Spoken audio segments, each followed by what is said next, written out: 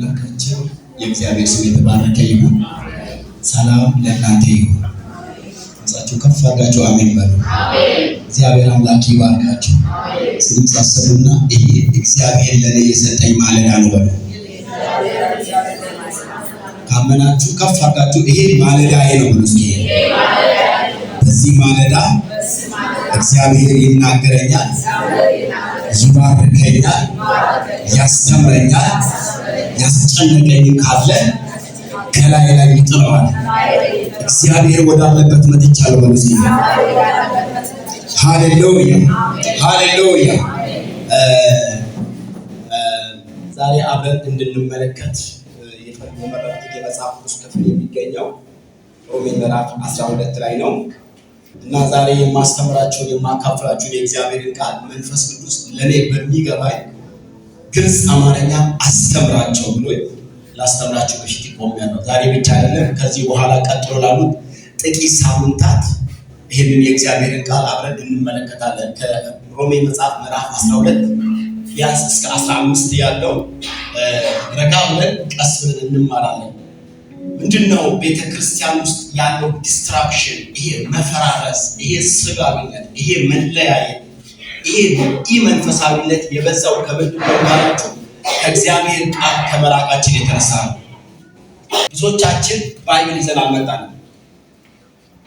ታውቃላችሁ፣ የመጀመሪያ ሰይጣን ስማርት ነው፣ ከእጃችሁ ባይብል ያስጥላል ወይ መጽሐፍ ቅዱስን ከእጃችሁ ያስጥላል።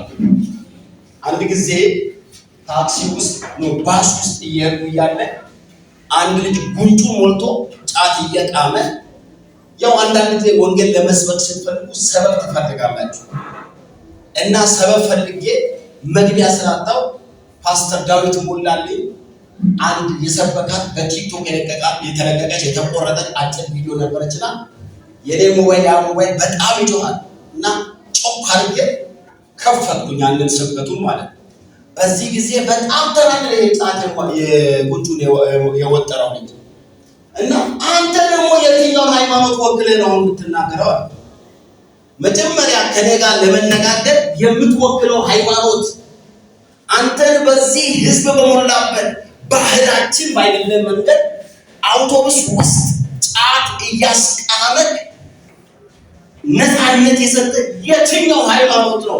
የትኛውን ሃይማኖት ወክለህ ነው አሁን ከኔ ጋር የምትነጋገረው? አለ። እሺ አንድ ጥያቄ ብቻ ጠይቃለሁ። ይሄን ጥያቄ በትክክል ከመለስክልኝ ካንተ ጋር እንነጋገራለሁ አልኩ። መጽሐፍ ቅዱስ ቤትህ ውስጥ አለ ወይ? መጽሐፍ ቅዱስ ታነባለህ? መጽሐፍ ቅዱስን ትታዘዛለህ? መጽሐፍ ቅዱስን ተምረሃል አይደለም? መጽሐፍ ቅዱስ ቤትህ ውስጥ አለ ወይ ብዬ ጠይቅ። መጽሐፍ ቅዱስ የት እንዳለ ከማያውቅ ሰው ጋር እኔ እንዴት አድርጌ ካንተ ጋር ስለ ሃይማኖት አወራለሁ? ስለ ሃይማኖት ለማውራት መጀመሪያ አንተ የሃይማኖት ሰው መሆን አለበት። በቤታችሁ ስንቶቻችሁ መጽሐፍ ቅዱስ አለ? አሁን የራሷ ሲያርባት የሰውን ታማስል አይነት እንዳይሆን ስንቶቻችሁ በቤታችሁ መጽሐፍ ቅዱስ አለ? በጣም ወሳኝ ጥያቄ ነው። ስንቶቻችሁ መጽሐፍ ቅዱስ የህይወታችሁ መመሪያ ነው? ስንቶቻችሁ የምታደርጉትን ለማድረጋችሁ የማታደርጉትን ላለማድረጋችሁ መጽሐፍ ቅዱሳዊ ጥቅስ መርቷችኋል? ቸርቹ ስትናገሩ፣ ጉባኤው ስትናገሩ፣ መስሪያ ቤት ስትናገሩ፣ ባላችሁበት ቦታ ሁሉ የምታደርጉትን ስታደርጉ ቃሉ የሚለው መሰረት ላይ ቆማችሁ ነው? እስኪ የታዛዥነታችሁን ጥጋ ያለው ዛሬ ሳምንት ስትመጡ ሁላችሁ በእጃችሁ መጽሐፍ እንደዚህ ፊት ለፊት የሚታይ መጽሐፍ እንዲህ ያሳያችሁ። መጽሐፍ ቅዱስን በእጃችሁ ሲያይ ሰይጣን ይደነግጣል። አንብባችሁ ኖራችሁ አይደለም፣ ሲያይ ከባድ የቤተ ክርስቲያን ውድቀት እየፈጠነ ባለበት ጊዜ የእግዚአብሔርን ቃል እንደማያስተምር መጋቢ የሚያሳስብ ሰው የለም። ስለዚህ መንፈስ ቅዱስ በልቤ ያስቀመጠውን የእግዚአብሔር ቃል አካፍላችኋለሁ። ያው ካላስቸገርኳችሁ እስኪ ቆሙ።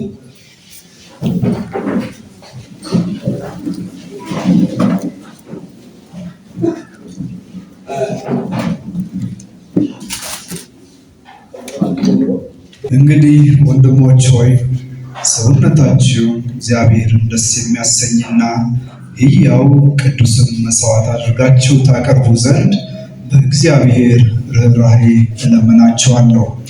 እርሱም ለአእምሮ የሚመች አገልግሎታችሁ ነው።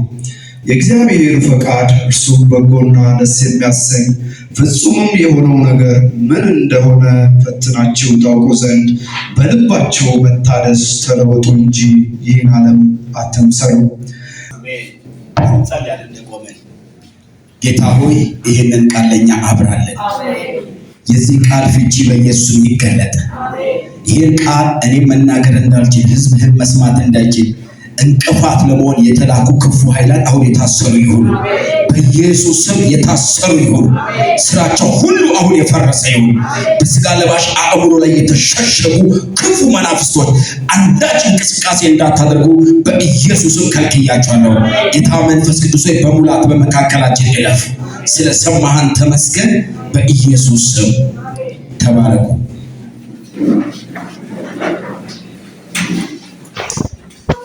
ዛሬ ቁጥር 1 እንመለከታለን።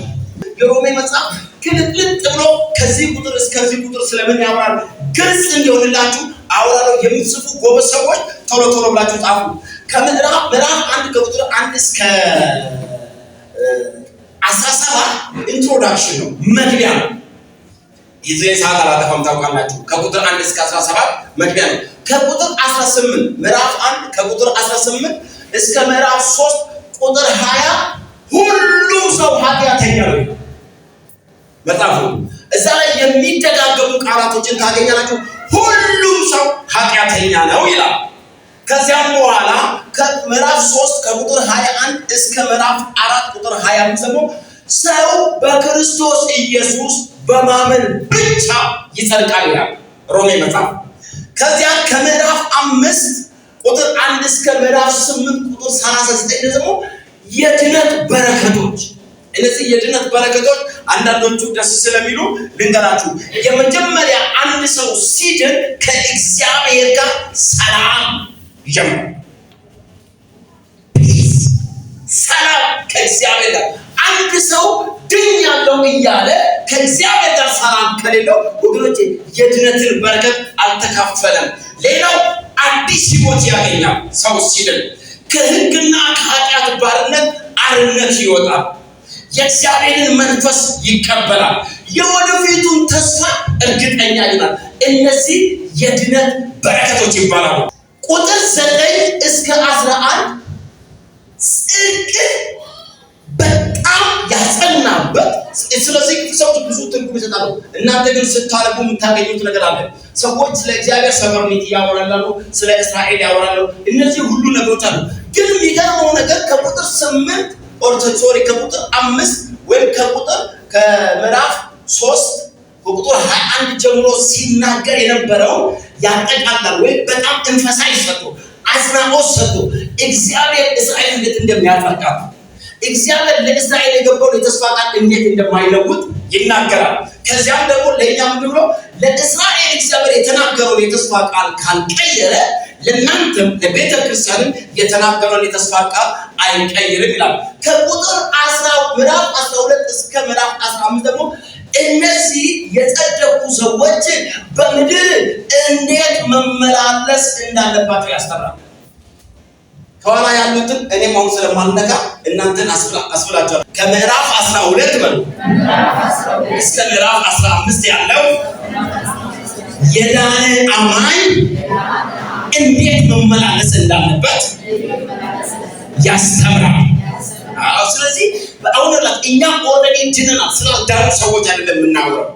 ምዕራፍ 16 ያው የመጨረሻ ማበረታቻና የመጨረሻ ሰላምታ ነው። ስለዚህ የሮሜን መጽሐፍ በደንብ ሰብሰብ አድርጋችሁ ለማየት ከፈለጋችሁ በሁለት መክፈል ትችላላችሁ። የመጀመሪያው ከምዕራፍ 1 እስከ 11 ስለ ጽድቅ መሰረታዊ ትምህርት ያስተምራል። ከምዕራፍ 12 እስከ ምዕራፍ 15 ደግሞ የጸደቁ ሰዎች በምድር ላይ እንዴት መኖር እንዴት መመላለስ እንዳለባቸው። እኔ እንደው ዝም ብዬ ሳስበው እኔ መንግስተ ሰማያት ከሞት በኋላ ብቻ አይደለም ኖር ሳሳቶን በምድር ላይ የምንለማመድባት ዓለም ናት። ምክንያቱም እርስ በርሳቸው የሚዋደዱ ለዚያው እንደ ቤተሰብ እርስ በርሳቸው የሚከባበሩ በወንድማቸው ላይ ተንኮልና ክፉን የማያስቡ የቅኖች ማህበር ስለሆነ የመንግስተ ሰማያት እፍታ የመንግስተ ሰማያት ቅምሻ እዚሁ ምድር ላይ ልንለምድ ይመስለኛል። ምዕራፍ 12 ቁጥር 1 እንዲህ ይላል፣ እርሱ እንደ ባለ አእምሮ የምታቀርቡት አምልኳችሁ ነው። አዲሱን መደበኛ ትርጉም ያዛችሁ ታገኛለህ። እንደ ባለ አእምሮ የምታቀርቡት አምልኳችሁ ነው። what is worship? አምልኮ ማለት ምን ማለት ነው? አምልኮ ማለት ሰውነትን ለእግዚአብሔር እርሱን ደስ የሚያሰኝ ሕያውና ቅዱስ መስዋዕት አድርጎ ማቅረብ ነው ይላል። ከ3:25 ጀምሮ ግን አምልኮ ወደ ዝማሬነት ብቻ፣ አምልኮ ወደ ኪቦርድነት ብቻ፣ አምልኮ ወደ ጭብጨባ ብቻ፣ አምልኮ ወደ እልልታ ብቻ ድግሪውና ክብሩ ዝቅ አለ። ስለዚህ ሰዎች ሰውነታቸውን ለእግዚአብሔር ሳይሰጡ አምልክ ያለው ብለው ቸርች ገብቶ ይወጣል። ሐዋርያው ቅዱስ ጳውሎስ ስለ አምልኮ ሲናገር ወይም ይሄንን ክፍል ሲያነሳ ምንድነው በጳውሎስ ልብ ውስጥ ያለው? ዘሌዋውያን ምዕራፍ 1 ቁጥር 1 ጀምሮ እባክህ ዶክተር አሁን ማውጣት አንድ ጊዜ ቸርች ውስጥ ለነሱ የእግዚአብሔር ቃል ልነግራቸው ፈለኩና አንድ ነገር አነሳው። አንዳንድ ሰው እኮ በእግዚአብሔር ኤግዚስተንስ በእግዚአብሔር መኖር አያምንም እኮ በጣም ያሳዝናል ብዬ አንድ ታሪክ ነገርኳቸው። አብራኝ የነበረችው በጣም መንፈሳዊ እንደምትባል ሁላችንም እኮ ባልተናገርንም እንጂ እኮ በልባችን እንደዛ ነን አላለችም። ሁላችንም አልተናገርንም እንጂ በእግዚአብሔር ኤግዚስተንስ አናመካ ጥርጣሬ ፈጥሮብናል። አንዳንዶቹ እግዚአብሔር የለም የሚለው ትምህርት ወገኖቼ የቆየ ያረጀ የፈጀቀ የተከበ የተተወ ትምህርት ነው። ይሄ ትውልድ ግን እንደገና እንዲያነሳው ይሄ ትውልድ አብሶሉት ትሩዝ የለም፣ እውነተኛ ፍጹማዊ የሆነ እውነት የለም የሚለው ትምህርት በየትውልዱ በየወጣቱ ጭንቅላት መዝራቱ ሳያል አሁን ደግሞ እግዚአብሔር የለም እግዚአብሔርን የፈጠሩት እነዚህ ሪሊጂየሶች ናቸው ሃይማኖተኞች ናቸው ብሎ ማስተማር ጀምረዋል። ወገኖቼ በጣም ይሄ ክህደት ይሄ ጨለማ ከዚህ ትውልድ ካልተወገደ የምትቀጥለው ቤተክርስቲያን ነጭ ለብሳ የዘንባባ ዝንጣፊ ይዛ ሃይማኖት ያደረገች የምትመስል ሃይማኖተኛ ማትወርበት ምንም ምክንያት የለም። ስለዚህ ነው ወገኖቼ ስለ አምልኮ ትርጉም ዛሬ በጣም መማር አለብን። እስኪ በጳውሎስ ልብ ያለው ዘሌዋውያን 1 ቁጥር 1 የተወሰነው ክፍል ያለፍልናል። እስኪ ረጋብላችሁ ስሙ እናንተ። እግዚአብሔርም ከመገናኛው ድንኳን ውስጥ ሙሴን ጠርቶ እንዲህ ሲል ተናገረው። ለእስራኤል ልጆች እንዲህ ብለህ ንገራቸው፣ ከእናንተ ማናቸውም ሰው ለእግዚአብሔር መባ ሲያቀርብ መባችሁን ከእንስሳ ወገን ከላሞች ወይም ከበጎች ታቀርባላችሁ። ካህኑም ሁሉም የሚቃጠል መስዋዕት የእሳት ቁርባን አድርጎ በእግዚአብሔር ዘንድ ጣፋጭ ሽታ እንዲሆን በመሠዊያው ላይ ያቃጥለዋል። ጳውሎስ አእምሮ ውስጥ ስለ መስዋዕት ሲያቀርብ ይሄ ነገር አለ። ልክ ምን ያደርጋል? ከመንጋው ነውር የሌለበትን ተባት ይመርጣል፣ ወደ ካህኑ ያመጣል። እጁንም ይሄ መስዋዕት አቅራቢው በላዩ ላይ ይጭናል፣ ያርደዋል፣ ደሙን ይወስዳል። ደሙን በመሠዊያው ባለው እንትን ላይ ይረጨዋል። ከዚያ በዚህም አያበቃም፣ ቆዳውን ከላዩ ላይ ይገፋል። በዚህም አያበቃም፣ ስጋው በብልቱ ይቆራረጣል። ይሄ ከብዙ አይነት መስዋዕት ወደ 7 አይነት መስዋዕት አለ። ከነኛ መካከል የሚቃጠል መስዋዕት ጳውሎስም እዚህ ጋር ከሚቃጠል መስዋዕት ጋር አይነት የተያያዘ ነገር ነው እየተናገረ ያለው። ከዚያ ምን ያደርጋሉ? ከበላለቱ በኋላ እሳት ያነዳሉ። በሚነዳው እሳት ላይ እንደዚህ ያስቀምጣሉ። አንዳች ሳይቀር ሙሉ በሙሉ ለእግዚአብሔር ይቃጠልለታል። የሚገርመው ነገር ይላል መጽሐፍ እግዚአብሔርም ያንን የመዓዛ ሽታ ደስ ብሎ ይቀበላል ይላል። ሐዋርያው ቅዱስ ጳውሎስ ይሄንን ነገር ሲናገር በሐዋርያው አእምሮ ውስጥ ምንድነው ያለው ካላችሁ ልክ እንደ በጉ እንደ መስዋዕት እንደሆነው በግ አማኞች የራሳቸውን ሰውነት የራሳቸውን ፈቃድ ሰውነት ምን ማለት ነው አሳያቸዋለሁ። ለእግዚአብሔር ሕያውና ቅዱስ ደስ የሚያሰኝ መስዋዕት አድርጎ ሙሉ በሙሉ እንዲያቀርቡ እየጠየቀ ነው። እግዚአብሔር በመስዋዕቱ ደስ ይሰኛል። እግዚአብሔር በመዝሙሩ ደስ ይሰኛል። እኔ እጅግ ደስ ባለኝ እንደምታውቁኝ እዘምራለሁ፣ መዝሙር ወዳለሁ። መዝሙር ለእግዚአብሔር ነው ብዬ አምናለሁ። መዝሙር ላይ ቅንጣት ኔጌቲቭ ነገር እየተናገርኩ ያለ የተሳሳተ ነገር እየቆሜ ሳሸበሽብ ታያላችሁ። እንደውም አንዳንዶቻችሁ ለእግዚአብሔር ሽብሸባ እንደሚገባ ትንሽ አልገባችሁም መሰለኝ። ወይ ትንሽ አንዳንድ ሰዎች ሲበስሉ አያሸበሽቡ። ዳዊት ግን ንጉሥ ሆኖ እርቃኑ እስኪታይ ልብሱ ከላዩ ላይ ሲወድቅ ያሸበሽባል። ሽብሸባው በዝቅ አለመሆን ነው እንጂ መጥፎ ወገኖቼ፣ ሽብሸባን እግዚአብሔር ይወዳልና መዝሙርን አይደለም። ኦኬ፣ ይሄ የብሉይ ኪዳን መስዋዕት ጥላ ነው።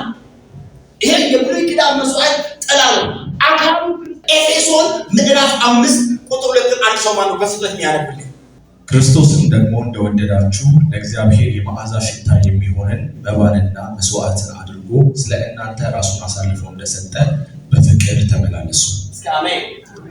ክርስቶስ ደግሞ የመዓዛ ሽታ አድርጎ ልክ ዘሌዋውያን ምዕራፍ 1 ላይ እንደተጻፈው አድርጎ የገዛ ሰውነቱን ለእግዚአብሔር ኢየሱስ ለዓለም ሞተ፣ ኢየሱስ ለዓለም ኃጢአት ሞተ የሚለው በሌላ አንጻር የእግዚአብሔርን ቁጣ የሚያበርድ ንጹህ መዓዛ ንጹህ መስዋዕት አድርጎ ሕይወቱን ለእግዚአብሔር አቀረበ። ተቀበላችሁ? አሜን።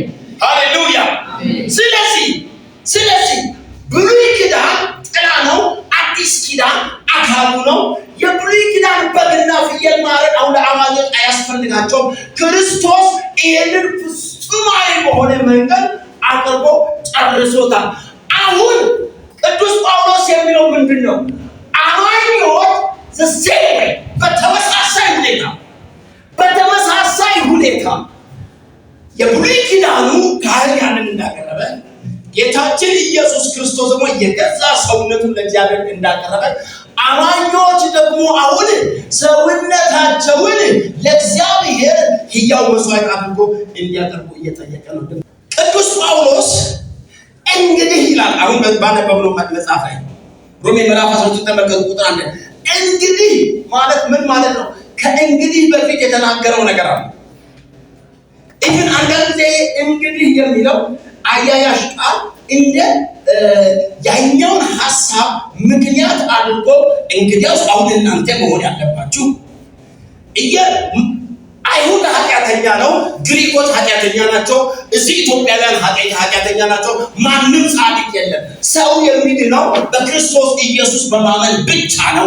ስለዚህ ኢየሱስ ክርስቶስ ነፍሱን ለእናንተ አሳልፎ ከሰጣችሁ እንግዲያስ እናንተ ደግሞ ሰውነታችሁን ለእግዚአብሔር ደስ የሚያሰኝ ሕያው ቅዱስ መስዋዕት አድርጋችሁ ታቀርቡ ዘንድ በእግዚአብሔር ርኅራኄ እለምናችኋል። ይህም ይላል እንደ ባለ አእምሮ ወይም ለአእምሮ የሚመች አገልግሎታችሁ ነው። ያንን በአዲሱ መደበኛ ትርጉም እንደ ባለ አእምሮ የሚቀርብ ወርሺፕ ነው፣ አምልኮ ነው።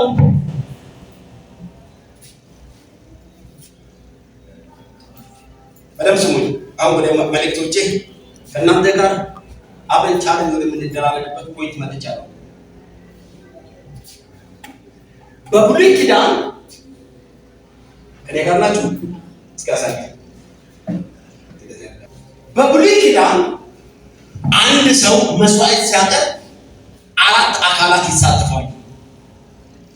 የመጀመሪያው መስዋዕቱን ይዞ የመጣው ሰውዬ፣ ሁለተኛው መስዋዕቱን ለእግዚአብሔር ከሰውየው ተቀብሎ ፕሪፔር አድርጎ ለእግዚአብሔር የሚያቀርብ ካህኑ፣ ሶስተኛው ራሱ በጉ፣ አራተኛው መስዋዕት ተቀባይ። አሁን በአዲስ ኪዳን ኢየሱስ የራሱ መስዋዕት አድርጓል። አብ በወልድ መስዋዕት ሳትስፋይ አድርጓል፣ ረክቷል፣ በቅቶኛል፣ ጠገብቷል። የሚለኝ የተባለው the only person Christ በእርሱ ደስ የሚለኝ የምወደው እግዚአብሔር ዓለምን ሁሉ ይወዳል፣ ግን ደስ የተሰኘው በወልድ ብቻ ነው። አሁን ክርስቶስ በእንደዛ አይነት ሁኔታ አብን ካረካ በኋላ ቅዱስ መጽሐፍ ወይም መንፈስ ቅዱስ በሐዋርያው ጳውሎስ ሆኖ ብሏል ክራይስት እግዚአብሔርን ባረካበት አይነት መንገድ ሰውነታቸውን ለእግዚአብሔር ደስታ ሰክሪፋይ አድርጉ እያለ ጥሪ ያቀርበልናል። አሁን ተመልከቱ፣ ከአንዱ በስተቀር መስዋዕት በደም ስሙ መስዋዕቱን ይዞ የቀረበው ሰውዬ አለ ያደረገው ያው አንተ ነህ። መስዋዕቱን ለእግዚአብሔር የምታቀርበው ካህኑ የምታቀርበው አንተ ነህ። መስዋዕት ሆነ የምትቀርበው አንተ ነህ። በደንብ አሜን። ልድገመው። አሁን ተቀባሉ ብቻ ነው በዙፋኑ የተቀመጠው። ካህኑ አንተ ነህ፣ መስዋዕቱም አንተ ነህ፣ መስዋዕት አቅራቢው አንተ ነህ። ስለዚህ ተመልከቱ፣ አቤል መስዋዕት ሲያቀርብ እግዚአብሔርን በሚያረካ ሁኔታ መሰዊያው ጭምር ንጹህ ነው፣ አቅራቢው ጭምር ንጹህ ነው፣ መስዋዕቱ ጭምር ንጹህ ነው። መሰዊያው ንጹህ ነው፣ አቅራቢው ንጹህ ነው፣ መሰዊያው መስዋዕቱ ንጹህ ነው። አብ ተቀብላን እንጆ ያደረገ እስኪ አሜን ወራታ አሜን። ወደ ቃይ ደግሞ ሲመለከት መቅደሱ መሰዊያው የረከሰ፣ መስዋዕቱ የረከሰ፣ መሰዊያው የረከሰ፣ መስዋዕቱም የረከሰ። ስለዚህ እግዚአብሔር ኢቭኒስ መጽሐፍ ሲናገር አልተቀበለውም ወይ አላየው። ስለዚህ እዚህ እየዘመን እያቀበጨው አንዳንዴ መባ አስራታ ገንዘብ እግዚአብሔር ይቀርቦበት ይሁን እንደ ወገኖች እግዚአብሔር የብር ችግር አለበት። መልሱ የብር ችግር አለበት ወይ? ጴጥሮስ በኔ ቦታ ቢኖር ምን እንደምታውቃላችሁ? ብር ካንተ ጋር ይፋባል። እግዚአብሔር እና ያለ ቦታ የብር ችግር የለበትም። የመስዋዕት ችግር የለበትም። በሺህ ተራሮች አሉት የኔ ናቸው። እግዚአብሔር ኢንቴንሽናሊ እየፈለገ ያለው አንተ ለመባረክ ልብህን እየጠየቀ ነው። አሜን በለዚህ ተመልከቱ ወገኖች፣ እግዚአብሔር ቢዮን መባ ቢዮን ጨብጨባ ራስን ሰዋል እያለ ነው።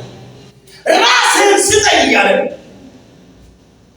ሰዎች ለምን መሰላችሁ? ይሄ የብሉይ ኪዳን መስዋዕት በደም ስሙ። እግዚአብሔር አሁን መስዋዕት የፈለገበትን ምክንያት ላሳየው። የብሉይ ኪዳን መስዋዕት ትና ሰውየው ምንም ንክኪ የላቸው። ተመልከቱ ዜና ወደረው ዜና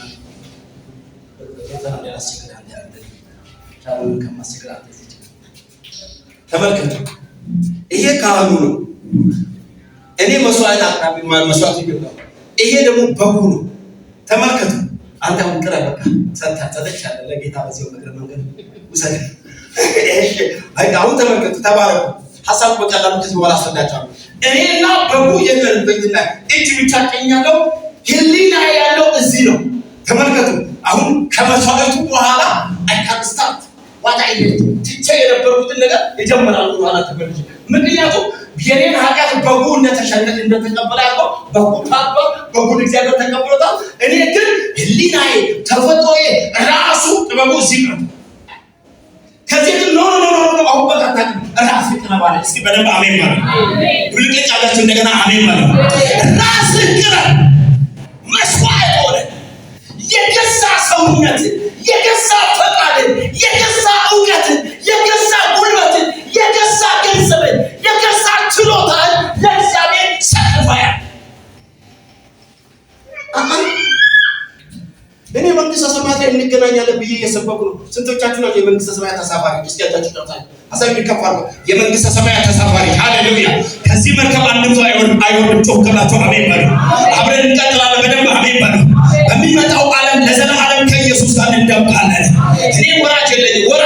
ወራጅ የለም። አንዳንድ መኪናዎች ወራጅ አለ በየፈሪማቱ አለ። ከአፈር አንስቶ የሰው ጠረን ነው ያለው ከቱቦ ከአምቡላ ውስጥ አውጥቶ እንዴት ተራ ነገር ትመኛለህ? እኔ ለክብር ተጠርቻለሁ። አድራሻዬ መንግስተ ሰማይ ነው። ጮክ ብለህ አሜን በል። ሃሌሉያ ሃሌሉያ ሃሌሉያ።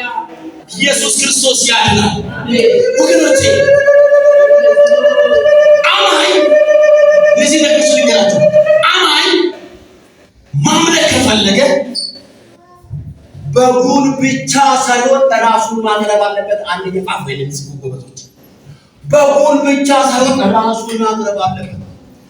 አማኝ በአዲስ ኪዳን ማምለክ ካፈለገ እንደ ካህናቱ ረጅም ልብሰ ተክህኖ ለብሶ ማሸብሸብ ብቻውን በቂ አይደለም፣ ራሱን መሰዋት አለበት። አማኝ በአዲስ ኪዳን ማምለክ ከፈለገ እንደ አልባስጥሮስ ብልቃጥ ሽቶን ሰብሮ ማፍሰስ ሳይሆን ራሱን መፍሰስ አለበት። ጮክ ብላችሁ አሜን በሉ። አሜን። ራሱ ነው መፍሰስ አለበት። ወገኖቼ ሽቶ የሚያፈሱ ነፍሰ ገዳዮች ሞልተዋል። ሽቶ ካፈሰሱ በኋላ የሚክዱ ኢየሱስ አይገርማችሁም? ይሁዳ ያለ ምን አለ ይሄ ተሽቶ ለድሆች ይሰጣል። ቅዱስ ዮሐንስ ሌባ ስለሆነ ነው። የድሆች ነገር መቼም ገዶት አያውቅም። ይሁዳ ሌባ ስለሆነ ነው አለ። ስለዚህ ብዙ ሰዎች የናርዶሱን ሽቶ አፈስልሃለሁ አልባስጥሮስን ሸብር አይደለም፣ ነፍስህን አፍስስ፣ ትዕቢትህን አፍስስ፣ እኔነትህን አፍስስ፣ ስግብግብነትህን አፍስስ። አሜን። አማኝ እግዚአብሔርን ማምለክ ከፈለገ ቁሳቁስ ማቅረብ አይደለም፣ ህይወቱን ማቅረብ አለ፣ ፈቃዱን ማቅረብ አለ። ወደ ቤት ትንሽ አሳያችኋለሁ። አማኝ ጨብጨባ በቂ አይደለም። አለማጨብጨባችሁ ሲያሳዝን ጭብጨባ በቂ አይደለም፣ እልልታም በቂ አይደለም፣ ሽብሸባም በቂ አይደለም። እንዲህ አለ ቅዱስ ጳውሎስ ሲናገር ገረመኝ።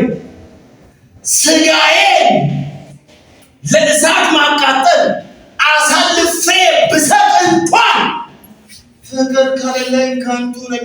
ድሮ መጽሐፍ ቅዱስ እንደ ብዙዎቻችሁ በቀላሉ በማይገባኝ ጊዜ በጣም ያስጨነቀኝ ጥቅስ ነው። ያለኝም ሁሉ ለድሆች ብሰጥ ፍቅር ግን ከሌለኝ ከንቱ። መስጠትን ፍቅር ነው ሲጨርስ ለካ በፍቅር ያልተመሰረተ ግፍት በእግዚአብሔር ፊት አስጸያፊ ነው። ከዚያ ደግሞ አሁን እዚህ ጋር አገልግሉ የሚለው ተአምናል። በሚቀጥለው ጊዜ አሳያቸዋለሁ። አገልግሉ ባላችሁ ጸጋ ብሎ ከጀመረ ተራሮችን እስካፈርስ ድረስ እምነት ቢኖረኝ፣ መገለጥ ቢኖረኝ፣ በልሳኖች ብናገር፣ በሰዎች በመላእክት ብናገር ፍቅር ግን ከሌለኝ። ስለዚህ የአዲስ ኪዳን አምልኮ ጭብጨባ ብቻ አይደለም። እስኪ ድምጻችሁ ከፍ አድርጋችሁ የአዲስ ኪዳን አምልኮ ጭብጨባ ብቻ አይደለም፣ እልልታ ብቻ አይደለም፣ መዝሙር ብቻ አይደለም። ሃሌሉያ! መዝሙር ብቻ አይደለም፣ እልልታ ብቻ አይደለም፣ ጭብጨባ ብቻ አይደለም። ታዲያ አምልኮ ማለት ምን ማለት ነው? እግዚአብሔርን ደስ የሚያሰኝ ሕያው ቅዱስ መስዋዕት አድርጎ ሰውነትን ማቅረብ። እስኪ አሜን። እስኪ አምልኮ ማለት ወላኔ እግዚአብሔርን ደስ የሚያሰኝ ሕያው ቅዱስ መስዋዕት አድርጎ የገዛ ሰውነትን ለእግዚአብሔር ማቅረብ ነው። ሰውነት ምንድን ነው? ተሰሎንቄ 5:23 ላይ ሰውነት ማለት የሰው ሁለንተና ነው። የሰው መንፈስ፣ የሰው ነፍስ፣ የሰው ስጋ። ስለ ነገረ ድነት ብዙ ላነሳ አልፈልግም እንጂ ሁሉም ግን አብያተ ክርስቲያናት የሚስማሙት አንድ ሰው በጌታ በኢየሱስ እንዳመነ ወዲያውኑ መንፈሱ እንደሚድን፣ የነፍስ ድነት ደግሞ ፕሮሰስ እንደሆነ፣ ስጋችን ደግሞ ኢየሱስ ክርስቶስ ዳግመኛ በክብር ሲመለስ ኮምፕሊትሊ ሙሉ በሙሉ እንደሚድን ይናገራል። ያ ማለት የኔ ስጋ ይሞታል፣ አንድ ቀን እንደምሞት እናንተ ምን እናውቃለን። ግን ሞት ሆይ መውጋት የት አለ የተባለው ቃል የሚፈጸመው ጌታችን ኢየሱስ ክርስቶስ ዳግመኛ ሲመጣ ሞትን ይገለዋል። አሜን ተላላችሁ። አንዳንድ ሰዎች ግን እንዳያምኑት ሞት ሆይ መውጋት የት አለ፣ ሲኦል ሆይ ድል መንሳት የት አለ ተብሎ እንደተጻፈ አትሞትም በሕይወት ትኖራለህ ስላሉ እውነት እንዳይሆን ትሞታላችሁ። ድብል ብላችሁ በደም ነው የምትሞቱ። ነገር ግን ሰዓቱ ሳይደርስ አንሞትም። አሜን አትሉ? ያንን ለማውራት ከፈለገ ያንን ጥቅስ መጥቀስ አያስፈልግም። እግዚአብሔር እድሜ ቀጥሎልሃል፣ በህይወት ትኖራለህ ካለ ይበቃል። የእግዚአብሔርን ቃል እንደሚማር ሰው የእግዚአብሔርን ቃል እንደሚያውቅ እንደዛ። ሌላው ሰውነት የሚለው ቃል ሮሜ ምዕራፍ 6:13 ብልቶቻችንን ነው። ስፔሻሊ የእግዚአብሔር ዓለም ተቃራኒ የሆነው አስተሳሰባችንን ነው። ሌላው ሮሜ 6:5 ላይ አሮጌው ሰዋችንን ነው። አንደኛ ቆሮንቶስ 6:20 ላይ ሰውነታችሁን ስል ምን ማለቱ ነው? ስጋችሁ ይሄን በቃሌ ስለማወል ይበለው ስጋችሁ ከእግዚአብሔር የተቀበላችሁ የእግዚአብሔር ቤተ መቅደስ እንደሆነ አታውቁም። ስጋችሁ እያለ ነው። ስለዚህ ምን እያለ ነው? በላይ ከተሰሎንቄ ላይ ልቁምና ነፍሳችሁንም ስጋችሁንም መንፈሳችሁንም ለእግዚአብሔር ሕያው መስዋዕት አድርጋችሁ መስዋዕት ማድረግ ማለት ነው ማለት ነው። መስዋዕት ተሰዋ ማለት ታረደ፣ መሐሪ አለቅ፣ መሐሪነቱ የለም። የአካልና የሆነ ተፈጥሯዊ ስጋዊ አእምሮ የለም። የተንኮልና የክፋት ማፍለቂያ የሆነው አዳማዊነቱ ታረደ፣ መስዋዕት ተደረገ። አንድ ነገር ማለት ምን ማለት ነው? ታረደ ማለት ቆርጣችሁ ያልታረዳችሁ ሰዎች አሳያቸው መታረድ እንዴት ነው? አራያኛው ይሄ ቢላ ይበቃል እንደሚመጣላችሁ ሳይማለስ ማሳያቸው ትንሽ ቆይቼ ከዚህ በላይ እናንተ ሞራስ እግዚአብሔር የሚፈልገው ምን አይነት መስዋዕት ነው?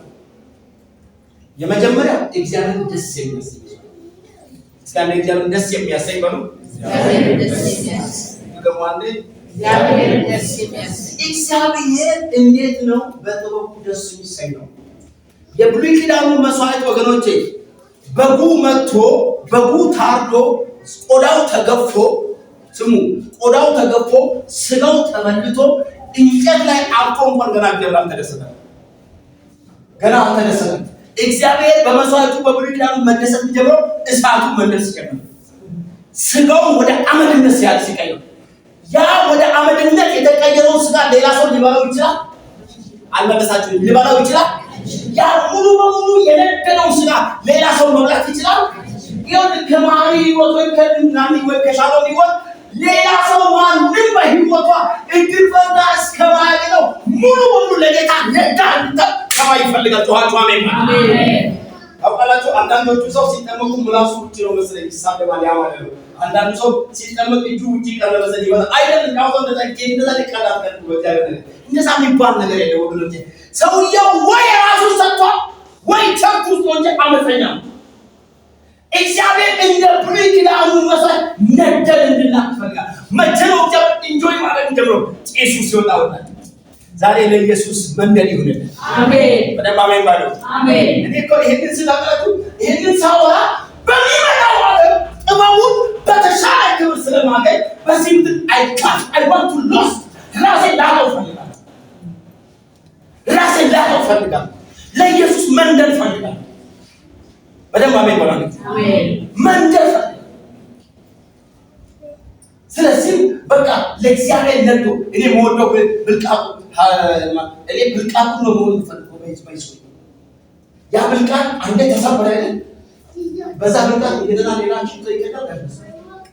ማንም እንዳይል ማንም ምኞቱን በሌላ እንዳይቀራ ማንም ፍላጎቱን በሌላ እንዳይሰራ ለኢየሱስ ተሰብረ ይመጣ። አሜን አሜን። ሰው ደቂቃ መጥረት አሜን አሜን።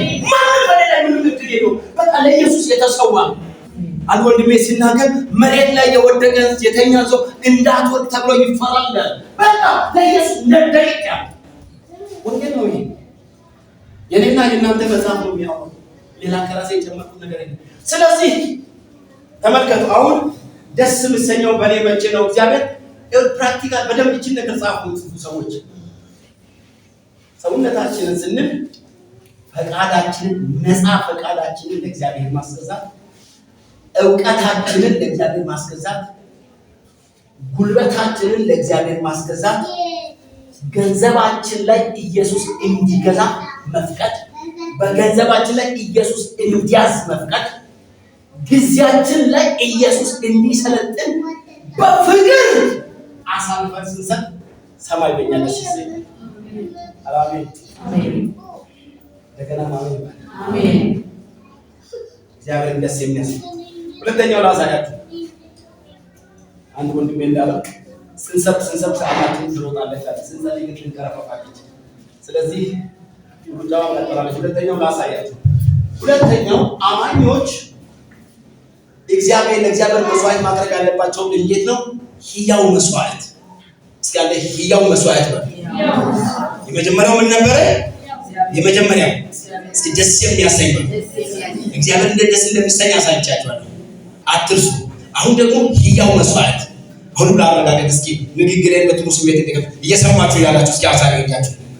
እሰይ አዎ፣ አጠገባችሁ ያለው ሰው ካልሰሙ እርዱት እንዲሰማ። ይሄን ባለመስማት ጠላት እንዳይጎዳችሁ ብዬ ነው። ሁለተኛው ሕያው መስዋዕት።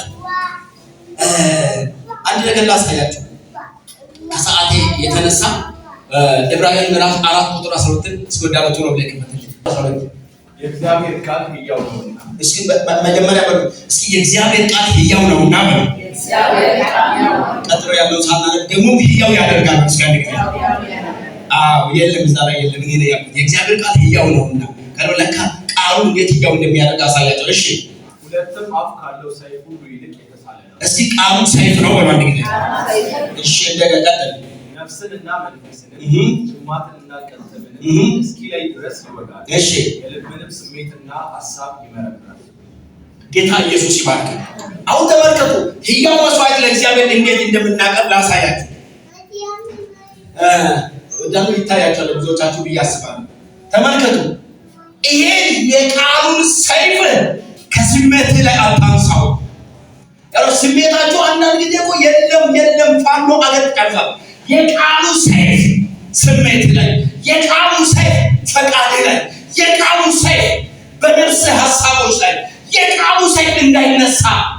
የቃሉ ሰይፍ የተነሳ ጊዜ አርነት እንደወጣ እንቦሳ መፈንጠስ ትጀምራለህ። ስሜትን ቃሉ ይይዛል። ፈቃድህን ቃሉ ይይዛል። የቃሉ ሰይፍ ባንተ ላይ ይሁን። ተክላቱ አሜን በሉ። ቃሉ ባንተ ይሁን። ተውቃቱ ቃሉ ለዚህ ነው መጽሐፍ ቅዱስ ቅድም ጥላችሁ ደስ የሚለኝ ይሄ ማለት አንድ ቀን አንድ ሰው ቆይቻል ልጅ ሆኜ ነው የሰማሁት ነው። ሰውየው እንደዚህ ከበድ ያለ ስብከት ሰበከና ምን አለ? ዳግመኛ ላለመቆም ፈልጋል እንዳለ በዚህ ውስጥ ባበቃል የሚገኝ በዚህ ውስጥ ያለ ፍጻሜ ወደ እኔ የሚገኝ እኔ እኮ ነው ያልኩት። በዚህ ያለ ፍጻሜ የሚገኝ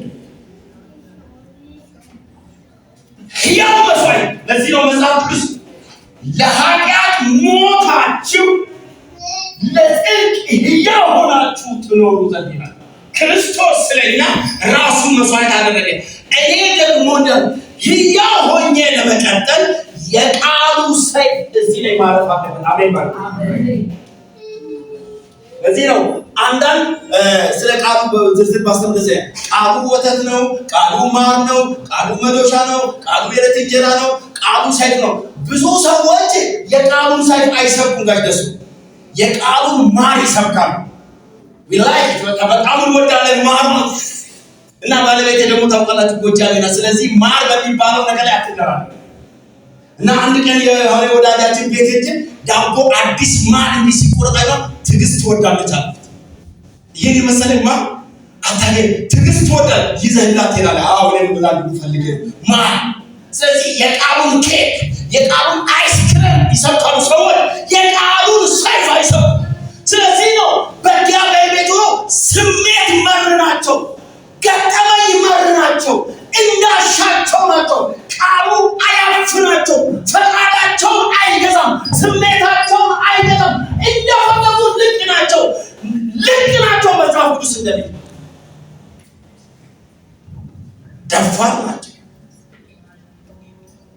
የቃሉ ሰይፍ ሕያው መስዋዕት ብዙ እንዳላስጨንቃችሁ ብዬ ነው ሐሳቡ በደንብ እንዲህ። ሕያው መስዋዕት ማለት በቃሉ ሰይፍ ስር የተጋደመ ሕያው መስዋዕት አሜን ማለት። ቢሮ ውስጥ ነው ግን በቃሉ ሰይፍ ስር ነው አሜን ማለት። ተመልከቱ ቢሮ ውስጥ ሆኖ ለኢስ አንደርሰብ ከእግዚአብሔር ሰይፍ በታች እንደዚህ ሆኗል። ስለዚህ የሚያደርገው እንደ ቃሉ ነው አሜን ማለት። በላዩ ላይ እንዳለው ስልጣን አይደለም። ገንዘብ አለው፣ ገንዘቡ ግን በእግዚአብሔር ሰይፍ ስር ጮኩላችሁ አሜን ማለት። ስልጣን አለው፣ የፈለገውን ማዘዝ ይችላል። ነገር ግን አሁንም በቃሉ ሰይፍ ስር የእናንተ ስሜት በቃሉ ሰይፍ ስር ካልገባ ሌላውን እናንተ ተመልከቱ። ቅዱስ መስዋዕት ማለት ለእግዚአብሔር የተለየ ማለት ናቸው። ተመልከቱ 40 በጎች አሉ። ከ40 በጎች የመጀመሪያው መለየት። ሌላው ወገኖቼ ቅዱስ የሚለው ንጽህና ፒውሪፊኬሽን ንጹህ ነው።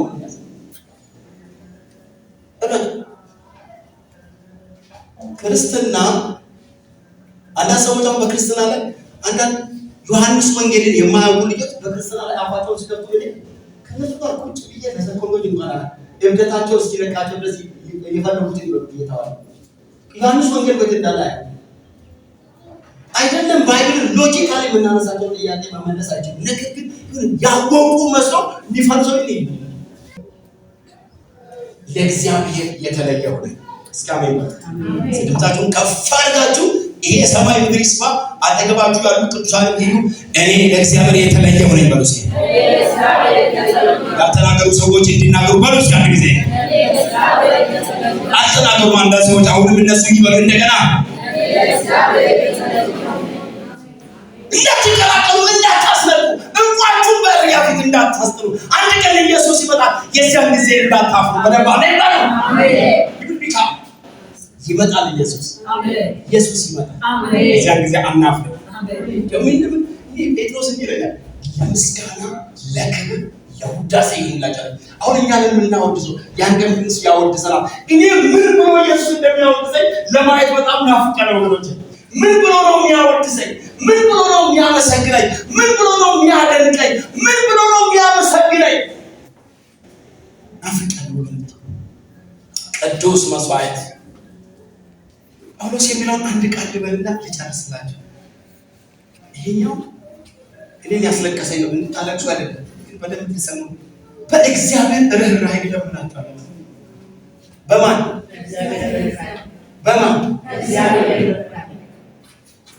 ሳምሪ የምትባል ልጅ ሳሚ የሚባል ወንድም አለ እና ሳሚ እናቱን በጣም ይወዳታል። የፈለገችውን ነገር ከሳሚ እጅ ለማስለቀቅ ስትፈልግ በማሚ ሞት ትላለች። ሳሚ በማሚ ሞት ሰው ሲል ማሚ የገደሏት ስለሚመስላቸው ህይወቱንም ቢሆን ይሰጣል። ፖል ተመሳሳይ ልመና እያቀረበ ነው። በጌታ ሞት እያለ ነው። ሮሜ ምዕራፍ 5 አንዴ በፍጥነት ክፈቱ። መጽሐፍ በሞባይልም ክፈቱ። ቁጥር 6 ተመልከቱ እስኪ። ገና ደካሞች ሳለን በራን ጊዜ ክርስቶስ ዘመኑ ሲደርስ ስለ ኃጢአተኞች ሞቷል። እሱ ደካማ ሳለ ከሞተልህ ለሞተልህ ጌታ ራስን መስጠት ለምን ይከብዳል? ስሙኝ እግዚአብሔር ይስማ። ቅዱሳን ስሙ። ኢየሱስ እንዲሰማችሁ በጌታ ለለምናችሁ ስሙ። አንተ ኃጢአተኛ ደካማ ሳለ ሞቶልህ ጠቃሚ ለሆነው ጌታ ራስን መስጠት ለምን ይከብዳል? ቀጥሎ ቁጥር 8 ተመልከቱ። ነገር ግን ገና ኃጢአተኞች ሳለን ክርስቶስ ስለኛ ሞቷል። መጀመሪያ ደካማ ሳለን ደካማ የሚለው ቃል አላባራውላችሁ ወገኖቼ። በዚህ በዓለም መመዘኛ ኳሊፋይ የማያደርግ የማያልፍ ምራጭ ለሆነው ክርስቶስ ሞት። ቆይ ምራጭ ወስዶ ምን ያደርግ ነው ታዲያ? እሱ ምራጭ ሆነ ሳለ ከወደደ አንተ ደግሞ ለምርጡ ኢየሱስ ለምን ራስን ማሰጠው? በጌታ ርህራሄ ለምን አለው ጳውሎስ እያለ ያለው ይሄን ነው ወገኖቼ። ቁጥር 10 ተመልከቱ። ቁጥር 10 እዛው ሮሜ ላይ ጠላቶች ሳለን ከእግዚአብሔር ጋር በልጁ ከታረቅን ምኖች ሳለን መልሱልኝ። ምኖች ሳለን እስኪ መጀመሪያ ደካሞች ሳለን በሉ፣ ኃጢአተኞች ሳለን በሉ፣ ጠላቶች ሳለን ክርስቶስ ራሱ ሰጠ። አሁን ጳውሎስ በእግዚአብሔር ርህራሄ ብለው ይሄንን ነው አንተ እኮ የማትጠቅም ቅዱስ ጳውሎስ በቆሮንቶስ ይተምራል። ምናምንቴዎች ይላቸዋል፣ ደካሞች ይላቸዋል፣ ተራ ሰዎች ይላቸዋል፣ ያልሆኑ ይላቸዋል፣ የተናቁ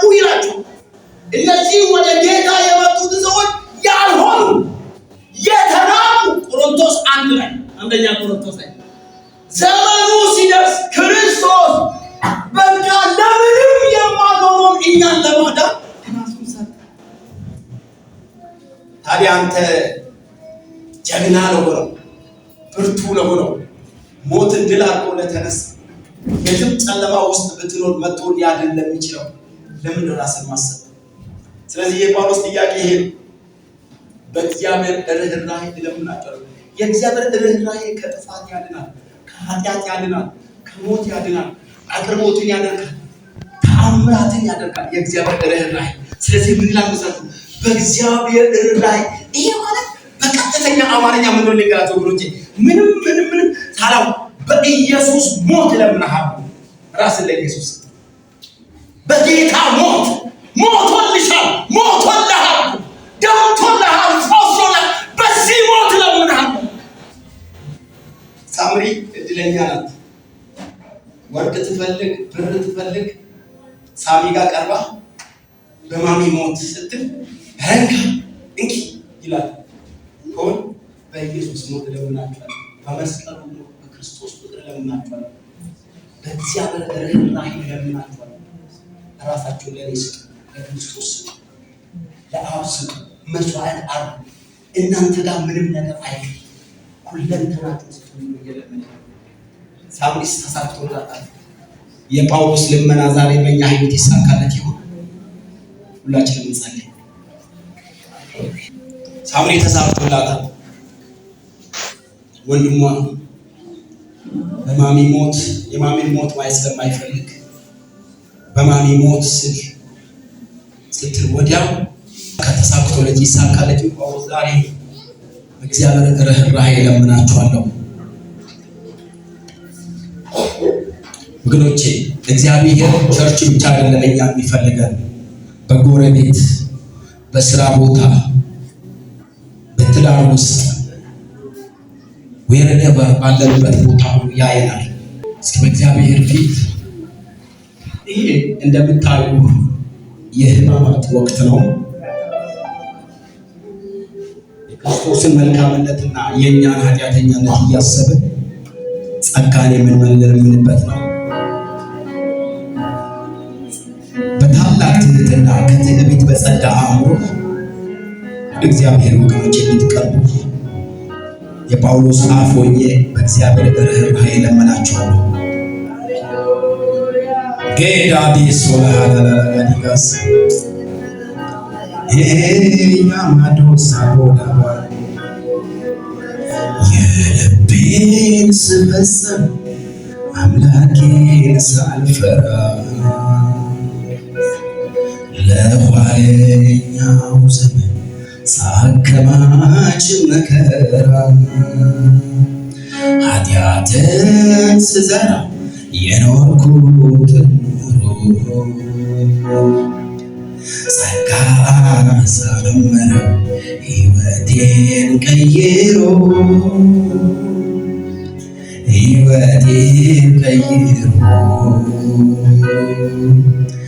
እንግዲህ ጌታ እንዳስተውል አድርገኝ በቀረልኝ ዘመን ፈቃድህን እንዳደርግ አስተምረኝ።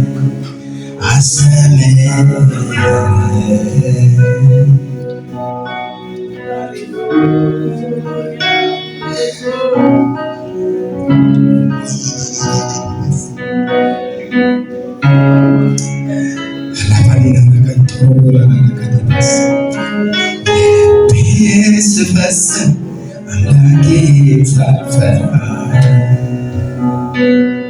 ለኋለኛው ዘመን ሳከማች መከራ ኃጢአትን ስሰራ የኖርኩትን ኑሮ ጸጋ አሳመረ ሕይወቴን ቀይሮ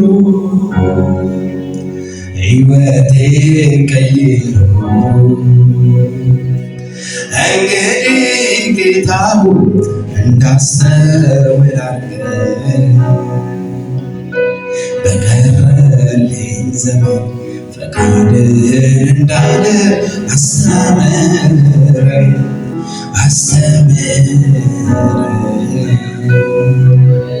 ፈቃድህን አውቆ መታዘዙ ጠቅሞ ከኃጢአትም መራቅ ማስተዋል ሆኖልን መልካም ሥርዓትህን ተምሬ በእንግድነት አገር ዘምራለሁ ዛሬ